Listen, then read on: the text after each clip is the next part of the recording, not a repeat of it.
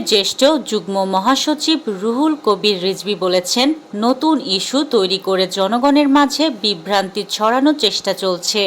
শনিবার বেলা 11:30টার দিকে বিএনপির প্রতিষ্ঠাতা জিয়াউর রহমানের সমাধিতে ফুল দিয়ে শ্রদ্ধা জানানোর পর সাংবাদিকদের তিনি একথা বলেন।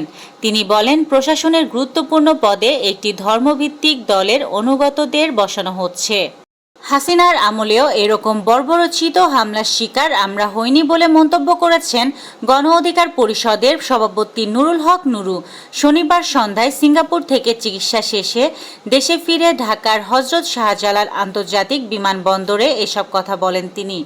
সিলেটের ওসমানীনগর উপজেলার দয়ামির ইউনিয়নের সীমান্তবর্তী খন্দকার বাজার এলাকায় প্রতিনিয়ত সিরিজ চুরির ঘটনা ঘটছে।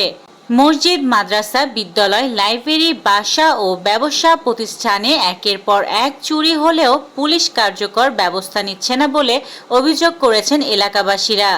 স্থানীয় ভুক্তভোগীরা জানান, গত বছরের শেষ থেকে খন্দকার বাজারে চুরি বৃদ্ধি পেতে থাকে।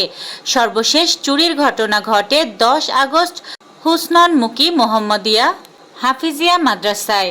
চোরেরা আলমারি ভেঙে নগদ 36,000 টাকা, রোলেক্স ঘড়ি, স্পিকার, রাউটার সহ প্রায় 1,20,000 টাকার মালামাল নিয়ে যায়।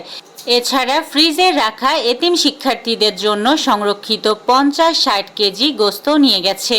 একই রাতে হুসননমুখী সরকারি প্রাথমিক বিদ্যালয়ে চুরির চেষ্টা হয়। চট্টগ্রামের কর্ণফুলী টানেলের অভ্যন্তরে যাত্রীবাহী একটি বাস উল্টে অন্তত 5 জন আহত হয়েছেন। তবে দুর্ঘটনায় টানেলের কোনো ক্ষয়ক্ষতি হয়নি বলে জানা গেছে। শনিবার দুপুর 2টার দিকে টানেলের পতেঙ্গা প্রান্তে এ দুর্ঘটনা ঘটে। দেশের বাজারে ফের সোনার দাম বাড়ানোর ঘোষণা দিয়েছে বাংলাদেশ জুয়েলার্স সমিতি বাজুস।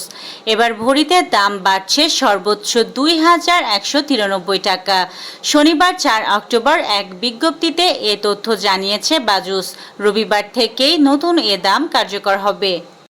আমিরাতের ইংরেজি দৈনিক খালিজ টাইমসের প্রতিবেদনে বলা হয়েছে, সংযুক্ত আরব আমিরাতের আবুধাবিতে বিগ টিকিটের সেপ্টেম্বর মাসের ড্র অনুষ্ঠিত হয়েছে। এতে 2 কোটি দিরহামের বাংলাদেশি টাকা 66,29,02,130 টাকার বেশি গ্র্যান্ড পুরস্কার জিতেছেন বাংলাদেশি প্রবাসী হারুন সর্দার, নূর নবী সর্দার। ভারত সীমান্তে কোনো রকম দুঃসাহস দেখালে তার প্রতিক্রিয়ায় পাকিস্তানের ইতিহাস ও ভূগোল দুই বদলে যেতে পারে বলে হুঁশিয়ারি দিয়েছেন ভারতের প্রতিরক্ষা মন্ত্রী রাজনাথ সিং। অনূর্ধ্ব-16 নারী এশিয়ান কাপের চূড়ান্ত পর্বে দুবার খেলছে বাংলাদেশ।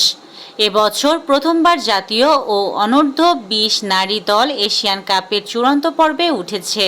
বড়দের পথ ধরে বছরটা রাঙাতে পারবে বাংলাদেশের অনূর্ধ্ব-17 নারী ফুটবল দল।